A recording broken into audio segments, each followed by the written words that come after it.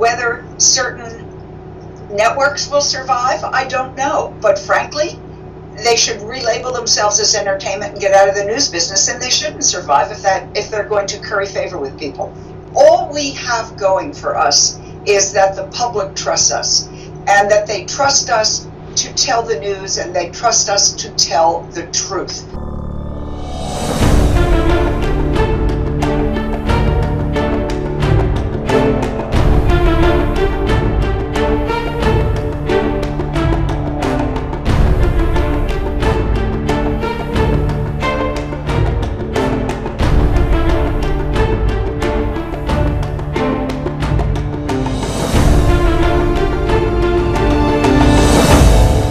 Lynn Sherr, welcome to TV News, Insights and Ideas for the Future. You've been a high-profile correspondent for ABC with a career of more than 30 years, covering politics, the space program, social issues, and, in my recollection, many other issues on some very high-profile shows and programs. You've been a featured correspondent, and you've published some best-selling books and write online and for print. First thing I wanted to ask you, if you had to give a headline for what TV news is today, what would that be? Let's see. Headline for TV news today. Too much repetition, too much taking things at face value. That's what I would say. Reminding viewers that this is being recorded in 2017, both for contemporary consumption, but also as a potential archive for people who might want to watch this 10, 30, 40 years from now. You and I, of course, will still be alive and be able to enjoy it. But and I'll be watching, Mike. Yeah, of course you will. Just as a possible resource. So if there are references in this interview that people might not understand, I might have to jump in and clarify that. I know that you want to make at least 3 points, and I probably want to get to your first point last. That's one of my storytelling techniques, of having a little suspense. So I'm going to save your first point for later on. One of the points you wanted to make is to encourage reporters not to try to play the role of reporters, especially on dramas. Why did you want to make that point? This is a very important thing for me. Let me start by saying that I hate sentences that begin, "When I was your age," but the truth is, when I was the age of most of the young reporters reporting today, there were very strict rules about being a reporter, particularly about being a television news reporter. And those rules included, you were never allowed to appear on an entertainment show without a specific reason to be there. That is, if you were reporting on something. You were never allowed to pretend you were an actor portraying a reporter. You were never allowed to express your own opinion. We took this very seriously. And what I see today is far too many, particularly the younger reporters, and not necessarily also young, are taking roles in continuing TV series, in movies, all sorts of things, where they literally play the role of a reporter. They play themselves. And I don't think this is right. I think all we have going for us is that the public trusts us, and that they trust us to tell the news, and they trust us to tell the truth. Sounds corny, I know, but this is why I got into the business. This is why I loved it. This is why I still love it, and this is what I care about. And I think that if you're playing a reporter, even if you're playing yourself in a TV sitcom or in a drama or in a movie made in Hollywood, that suddenly the audience says, wait a minute, I thought that person was a real reporter. What is he or she doing being an actor? So I see a lot of it going on, and I think what we're really struggling with today is trust from the public. And I think one way to get it back is to confine ourselves to those very strict rules that I think served us all very well way back when. What are some of the other rules that you would like to see come back, as it were? Well, again, the idea of not expressing your opinion if you are for example, a daily news reporter, if you are somebody out there reporting what's going on. Anchors should not be expressing opinion if they are what we used to call straight news reporters. I think there is a place for opinion on the air, and I think we're really talking about TV news here. We're not talking about print. I think there's a place for opinion as long as it's carefully labeled opinion. But the minute you say that you're going to do opinion some of the time and news some of the time, I think once again you're losing the trust of your audience to report on everything fairly. I don't believe objectively. I don't think any one of us can be objective. I think we all bring something to the party.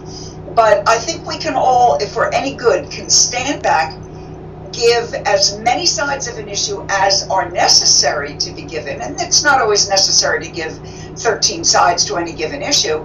But I don't think your opinion matters if you are a regular reporter, and I would like to see that stop immediately. The flip side of that argument, of course, as you will know, and put forth by those who have to try to survive and run news organizations in today's environment, that argument goes something like this. Look, we have been thrust into the most competitive place on earth, which is the internet. We not only have to compete now against other networks and against cable networks, we have to compete against social media and all the rest of it. We are doing a darn good job, they would tell you, surviving and thriving because we have found ways to keep ourselves in front of the public. And if we're not in front of the public, no matter what kind of rules we might like to bring back or even use, if we can't stay relevant in terms of audience, we're going to go out of business. Well, I've certainly heard that argument, and I think that argument may very well be one of the reasons why the election of 2016 in the United States turned out the way it did. I think that not nearly enough serious reporting was done on television news, in particular on cable television news, about the candidates. I think there was too much fun and games. I think there was too much, isn't this cool? We have 17 candidates on one side and 2 on the other, and look at them go at each other, and let's just make them go at each other. And I think this is not the way that we should be covering political life, certainly in the United States or anywhere. I also think that making television news reporters and anchors stars rather than reporters ultimately does a disservice to the subject matter. Because, you know, Mike, when you and I were reporting, and I still am doing some reporting, I'm always more comfortable and always was more comfortable when the person I was taking out after, particularly if it was an investigative piece, wasn't too happy with the story. I didn't want to make friends with all the people that I covered. And I often feel, particularly with the Washington press, that what they are trying to do is be friends with all the people they're covering because they see them all the time and they want access. And I understand that's a problem. But I think you have to be tougher than that. But beat reporting has always carried that problem with it, even decades ago. Not wanting to cover the story to be as tough as you possibly can, but knowing that if you burn your source, your controlling source, on a beat, you risk the beat itself. But what you're missing is the word fair reporting. What you're missing is honesty. What you're missing is accuracy. What you're missing is truth. And I have found in my experience that even people who weren't happy with what I wrote or said or put on the air ultimately came around to me and said, well, it didn't make me happy, but you were right and you were fair. And I think that's the only way to survive as a reporter. Whether certain networks will survive, I don't know. But frankly, they should relabel themselves as entertainment and get out of the news business, and they shouldn't survive if they're going to curry favor with people. We're going to get to your third and I think controversial point in a moment, but first, the second point you wanted to cover, and I'll do it as a headline and let you fill it in. Do your homework. Okay, I mean, why would I have to say that? Why would anybody have to be told that? Too often I have found when, and again we're talking television news, when I see a reporter interviewing somebody and the subject, let's call the subject the bad guy just for the sake of argument, and the reporter's trying to get something and make some accusations or ask some questions, and the bad guy says, well, no, You have that wrong, A, B, C, D, E, and F. And the reporter doesn't know enough to quickly come back and say, wait a minute, that's not accurate. I happen to know, and then pull out the piece of paper that has the quote that says, this is what you really said on that date, not what you say you just said. When I would go out on interviews for 2020, the magazine show at ABC News, where I worked for more than 20 years, and when I would be confronting a particularly difficult subject and a particularly nuanced story, I would have practice sessions with my producer. We would go through questions that we thought were important to ask, and somebody would throw back at me an answer that I hadn't expected, so that I could figure out how to say, wait a minute, this is about doing our jobs for the public and keeping people honest. And that's the kind of homework I think reporters need to do more of. I'll give you one comeback that would be said by a lot of people, which is live TV. There's no reason why you can't be prepared for live TV. Live TV will suddenly figure out if you're any good on your feet. And it's sometimes difficult with that red camera light going, and you know that X million people are watching, and even if only one person's watching, and by the way, even if that one is either your boss or your mother, you want to look good and you want to do well. I think that the more experience you have, the better you'll do on live TV. But when you're on live TV and you go for an interview, you better know something about the person and the situation, because otherwise they can smear you all over the floor and get away with murder, literal murder. Your third point, and I'm one that I'm sure if you haven't already, you're going to get some pushback on, and the headline to that is, don't chase after every ball. Don't bite every time. Don't go for the shiny new flashy bauble just because it looks like something that will get ratings. And what I particularly was referring to when I mentioned that to you, and I feel very strongly about that, is what's been going on here in the United States in 2016 and 17, when we have a man who was running for president, who was now elected president, who puts out these incendiary, mostly untrue tweets on Twitter, and suddenly the press goes crazy and runs around and puts them in headlines and has to spend a lot of time knocking them down. My point is, once one of these things is out there, or once somebody else in a position of prominence says something that is patently false, knock it down, do the story, end of story. That person doesn't get more mileage just by saying, well, I disagree with you. You can say at the bottom of your next piece, that is to say at the end of your next piece, oh, by the way, this person still insists he was right, we were wrong, but we know the facts are that. I mean, there's a bunch of ways to finesse it.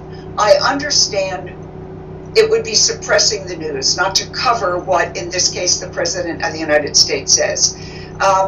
But I don't believe you have to flaunt it. I don't think you have to put it out there all the time. And I think more importantly, if it is put out there, it must only be put out there in terms of this is what this person says. You must never use a headline or give as a tease on the air the idea that what this person says is in fact the truth. It's always got to be attached to that person's voice. As he or she said this, we have different evidence. A Trump defender in particular would simply say to you, you are suppressing the news, you're also trying to censor the president, and you're trying to encourage a quote-unquote conspiracy against him getting his word out, or exposure, even prolonged exposure of that point of view that you, as a liberal reporter, may not like.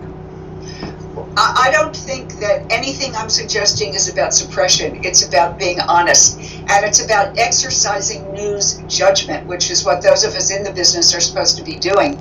You know as well as I do, Mike, that if somebody stood in the middle of Fifth Avenue and screamed, yellow is purple, green is blue, we wouldn't put that person on the air. Unfortunately, today, in today's climate, it might wind up leading cable news. But it wouldn't have been something you and I would have put on the air or been allowed to put on the air. And that's what's happening. Things that have no meaning whatsoever are just out there. My other point along this line is I am just waiting for one reporter somewhere to say either to the President of the United States or one of his many surrogates, when they spew these word salads that mean nothing, that are just a bunch of words put together with absolutely no rationale. I want someone to say in all seriousness, what are you talking about? I want someone to say, what? Who? When? Now, everybody's doing these 4-part questions that let them slip away. I think just stick to them. I want to see that. Lynn Sherr, longtime veteran ABC News correspondent, writer, author, thank you very much for joining us on TV News, Insights and Ideas for the Future, and I look forward to people responding to you. Thank you, Lynn. Thanks, Mike. Lovely to be with you. The issues are profound and urgent, solutions critical to a free society. If you believe that you can contribute insights and ideas for the future of video news, we'd like to hear from you. You might have the next big vision. Book your Skype interview by emailing me, mikeleenews@mac.com. mikeleenews@mac.com. TV News, Insights and Ideas is a not-for-profit project by Mike Lee. It is not limited to any one news organization. Newsmakers are also invited to submit insights and ideas. Bring your game.